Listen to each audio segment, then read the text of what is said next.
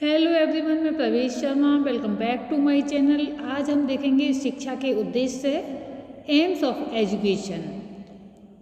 कोई भी कार्य जब व्यक्ति करता है तो पहले से उसका उद्देश्य निर्धारित कर लेता है। इसी प्रकार शिक्षा के भी कुछ उद्देश्य होते हैं, या हम कह सकते हैं इंट्रोडक्शन में, इस विश्व की हर वस्तु, विचार तथा कार्य से अनुकूल परिणामों को तभी हासिल किया जा सकता है जबकि उसके अपने पूर्व निश्चित उद्देश्य हों। कहने का तात्पर्य ये है कि पहले से निर्धारित कुछ उद्देश्य हों।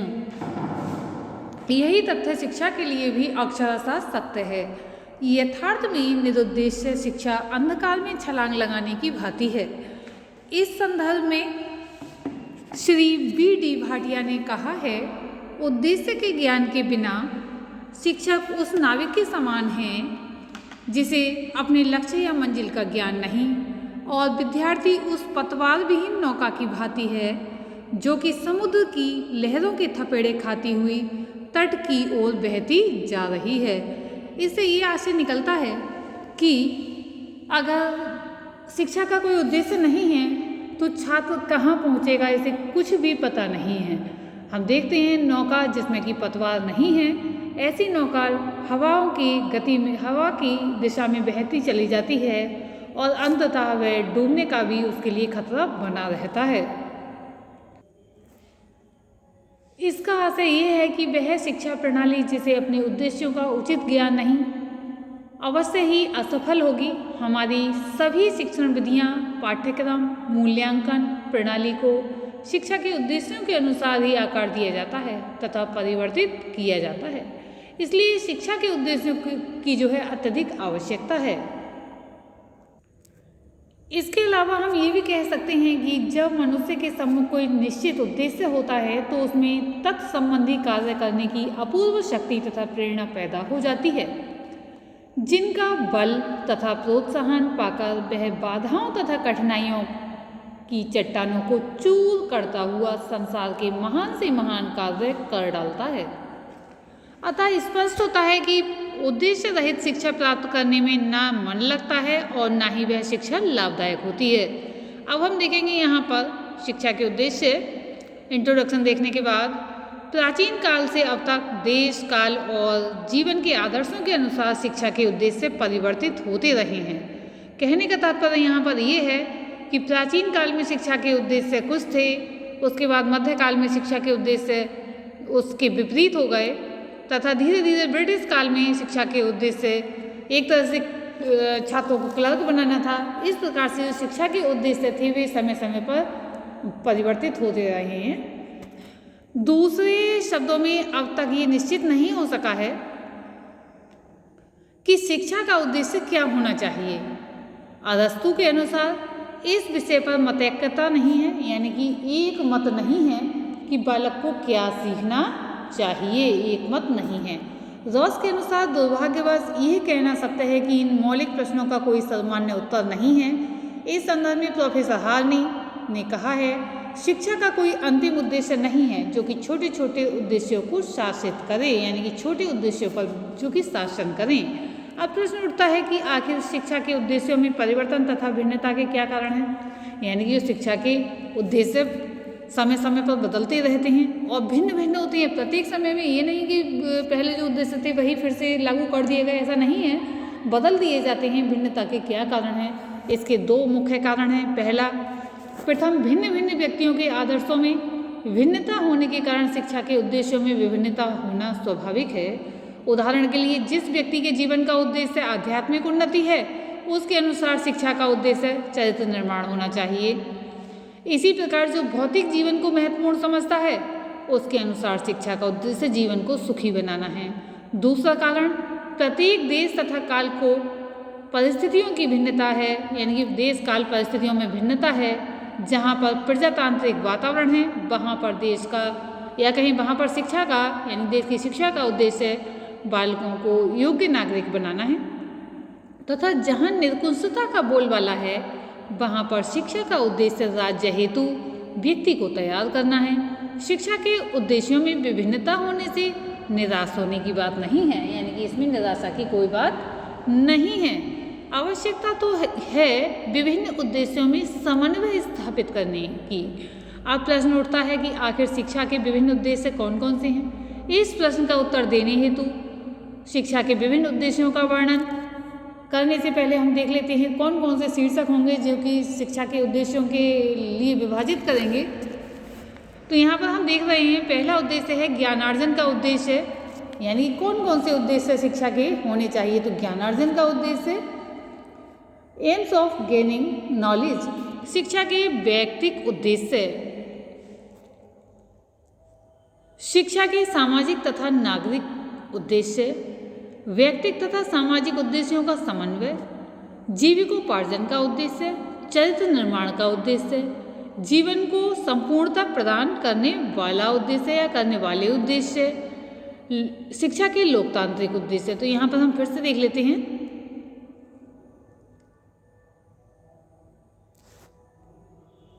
तो यहाँ पर फर्स्ट नंबर पर है ज्ञान अर्जन का उद्देश्य, एम्स ऑफ गेनिंग नॉलेज, शिक्षा का व्यक्तिक उद्देश्य, इंडिविजुअलिस्टिक एम्स ऑफ एजुकेशन, शिक्षा के सामाजिक तथा नागरिक उद्देश्य, social and citizenship AIIMS of education, व्यक्तिक तथा सामाजिक उद्देश्यों का समन्वय, coordination of individualistic and social AIIMS, जीविकोपार्जन का उद्देश्य, वोकेशनल एम ऑफ एजुकेशन, चरित्र निर्माण का उद्देश्य, कैरेक्टर डेवलपमेंट एम, जीवन को संपूर्णता प्रदान करने वाले उद्देश्य, कंप्लीट लिविंग एम, शिक्षा के लोकतांत्रिक उद्देश्य, डेमोक्रेटिक एम्स ऑफ एजुकेशन।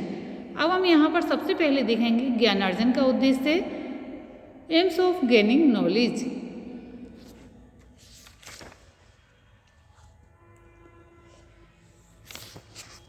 आदर्शवादी संप्रदाय के विद्वान प्राचीन काल से ही शिक्षा का उद्देश्य ज्ञान को अर्जित करना, यानी ज्ञान को अर्जित करना बताते हैं। यानी कि कहने का तात्पर्य यही है, विद्या के लिए विद्या, नॉलेज फॉर नॉलेज मानते रहे हैं। इसमें सुकरात, प्लेटो, अरस्तु, दांते, कमेनियस, बेकन आदि महत्वपूर्ण हैं। कमेनियस महोदय के अनुसार शिक्षा, या कहें कमेनियस महोदय के अनुसार आदर्श शिक्षा का कर्तव्य है कि वह बालक को ज़्यादा से ज़्यादा ज्ञान दे, और जब विद्यार्थी विभिन्न विषयों के ज्ञान में पारंगत हो जाएं या हो जाता है तभी शिक्षक का कर्तव्य पूरा होता है।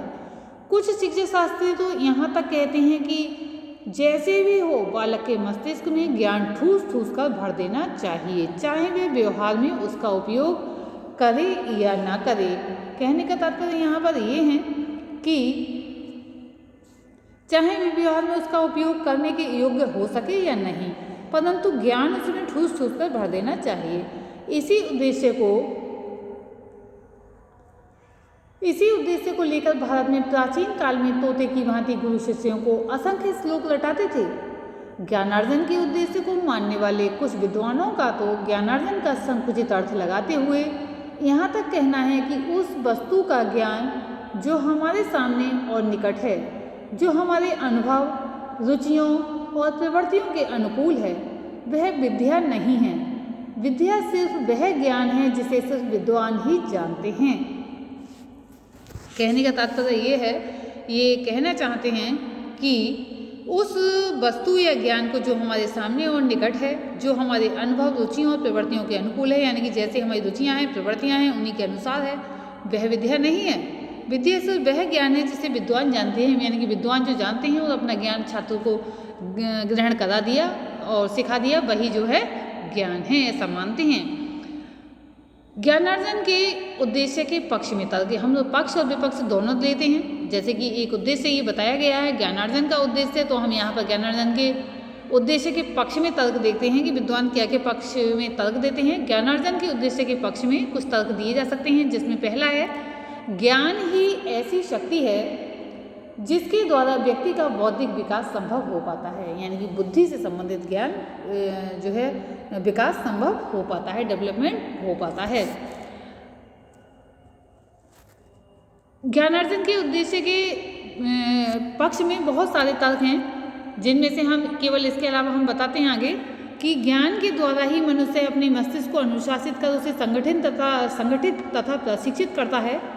ज्ञान प्राप्त करना ही एकमात्र ऐसा माध्यम है जिसके द्वारा शिक्षा के किसी भी उद्देश्य को न ले तो भी वह पूर्ति हो जाती है, क्योंकि इसमें ज्ञान से तात्पर्य यानी कि बहुत सारे ज्ञान इसमें समाहित होते हैं।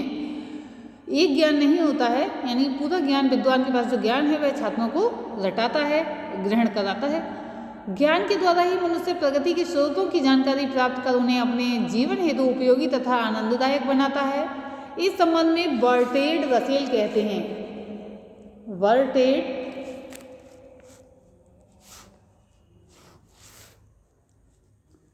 रसेल कहते हैं कि ज्ञान, संवेग एवं शक्ति तीनों को अत्यधिक रूप से मानव जाति की संपूर्णता या पूर्णता के लिए संग्रहित करना चाहिए। क्या बताया गया है? ज्ञान, संवेग एवं शक्ति तीनों को अत्यधिक रूप से ज़्यादा रूप से मानव जाति की पूर्णता के लिए संग्रहित कराया जाना चाहिए। चरित्र का निर्माण भी ज्ञान के द्वारा संभव है।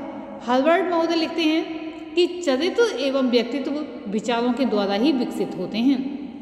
इस संदर्भ में सुकरात लिखते हैं कि वह व्यक्ति जिसे सच्चा ज्ञान है सद्गुणी के अतिरिक्त कुछ नहीं बन सकता है। One who has true knowledge can become nothing but virtue.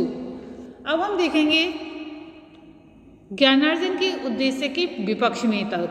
बहुत से विद्वान विपक्ष में तर्क देते हैं, तो विपक्ष में तर्क भी देख लेते हैं हम। जब हम ज्ञानार्जन को शिक्षा का एकमात्र उद्देश्य समझ बैठते हैं तो इस उद्देश्य में निम्न दोष स्पष्ट होने लगते हैं। ज्ञानार्जन को एकमात्र उद्देश्य मान लेने से मानसिक विकास तो होगा, लेकिन व्यक्तित्व का दूसरा अंग शरीर का विकास रुक जाएगा, क्योंकि ज्ञान ही ठूस ठूस कर बढ़ाया जाएगा तो शारीरिक विकास पर ध्यान नहीं दिया जाएगा, यानी कि जो फिजिकल डेवलपमेंट होना चाहिए वह रुक जाएगा। ज्ञानार्जन का एकमात्र उद्देश्य होने से बालक की स्वतंत्र प्रतिभा का विकास नहीं हो पाता है और वह सर्वदा दूसरों का आश्रय ताकता रहता है। यथार्थ में ज्ञान को साध्य यानी कि जो एंड न मानकर मीन्स समझना चाहिए और यही श्रेष्ठ है। जिसे मानव कल्याण संभव हो उसे फायदा ही, यानी कि जिससे मानव कल्याण संभव ना हो उससे फायदा क्या, यानी कि ऐसे ज्ञान से कोई भी लाभ नहीं है। शिक्षा का एकमात्र उद्देश्य ज्ञान प्राप्त करना होने से अध्यापक का परम कर्तव्य यही रह जाता है कि वह ज़्यादा से ज़्यादा बालकों को डिग्री से सुशोभित कर दे, लेकिन वह अच्छा आदर्श नहीं है। यदि कोई व्यक्ति धुरंधर विद्वान होने का दावा करता है लेकिन उस ज्ञान के द्वारा समाज कल्याण की भावना उदय नहीं हुई है तो उसकी विद्वता व्यक्तिवाद को प्रोत्साहन देने के अलावा कुछ नहीं रह जाएगी, यानी ऐसा इससे भी कोई फायदा नहीं है। मनुष्य के पास एक ऐसा हथियार है जिसके द्वारा वह संसार में शांति और शांति जो चाहे उत्पन्न कर सकता है। प्रायः स्वभाव से महत्वाकांक्षी मनुष्य अपनी शक्ति प्रदर्शन हेतु सर्वदा अपने ज्ञान से दूसरों को नीचा दिखाने के लिए तत्पर रहता है। विज्ञान के उच्चतम ज्ञान ने आज तीसरे विश्व युद्ध की संभावना उत्पन्न कर दी है। जो प्रायः यानी बालक जो भी बालक हैं, प्रायः जो बालक ज्ञान प्राप्त करना अपना एकमात्र उद्देश्य समझ बैठते हैं, अपने व्यवहारिक जीवन से हाथ धो बैठते हैं, क्योंकि व्यवहारिक नहीं रह जाते हैं। वो थोड़ी सी भी समस्या आ जाने से शीघ्र ही हताश हो जाते हैं। इस स्थिति को देखते हुए व्हाइट हेड ने लिखा है, केवल ज्ञानी व्यक्ति ही परमात्मा की पृथ्वी पर सबसे व्यर्थ का मनुष्य होता है। वे कहते हैं कि केवल ज्ञानी व्यक्ति ही परमात्मा की पृथ्वी पर सबसे व्यर्थ का मनुष्य होता है। अब हम देखेंगे निष्कर्ष, कंक्लूजन। अब तक हमने जो पक्ष में तर्क देखे और विपक्ष में तर्क देखे, उनके आधार पर हम देखेंगे कि इसमें अनेक गुण हैं, वहाँ उसमें कुछ दोष भी समावेशित हैं। ऐसी स्थिति में ये प्रश्न उठता है कि क्या शिक्षा का उद्देश्य ज्ञान प्राप्त करना नहीं होना चाहिए? इस प्रश्न के उत्तर में एक बात तो यही कही जा सकती है, शिक्षा के अन्य उद्देश्यों की भांति यह उद्देश्य भी पूरक है, यानी कि अवश्य प्राप्त किया जाना चाहिए। दूसरे ज्ञानार्जन के उद्देश्य का जो अर्थ शिक्षा शास्त्री लगाते हैं वह संकुचित है। यथार्थ में ज्ञान का यदि हम व्यापक अर्थ लगाएं तो उसके दोष समाप्त हो जाते हैं। प्रसिद्ध शिक्षा शास्त्री ड्यूवी द्वारा प्रस्तुत ज्ञान के अर्थ को स्वीकार करना श्रेष्ठ प्रतीत होता है। उन्होंने ज्ञान का प्रयोजनवादी अर्थ प्रस्तुत करते हुए कहा है कि केवल वह ज्ञान जो कि हमारे संस्कारों में संगठित हो गया है, जिससे कि हम वातावरण को अपनी आवश्यकताओं के अनुकूल बनाने में समर्थ हो सकें एवं अपने आदर्शों और इच्छाओं को उस स्थिति के अनुकूल बना लें जिसमें कि हम रहते हैं, यही वास्तविक ज्ञान है।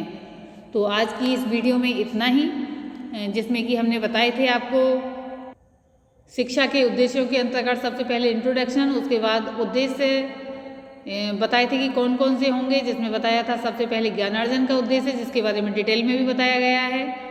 शिक्षा के व्यक्तिगत उद्देश्य नेक्स्ट वीडियो में बताया जाएगा। शिक्षा के सामाजिक एवं नागरिक उद्देश्य, व्यक्तिगत तथा सामाजिक उद्देश्यों का समन्वय, जीविकोपार्जन का उद्देश्य, चरित्र निर्माण का उद्देश्य, जीवन को संपूर्णता प्रदान करने वाले उद्देश्य, शिक्षा के लोकतांत्रिक उद्देश्य। तो आज की इस वीडियो में इतना ही। धन्यवाद।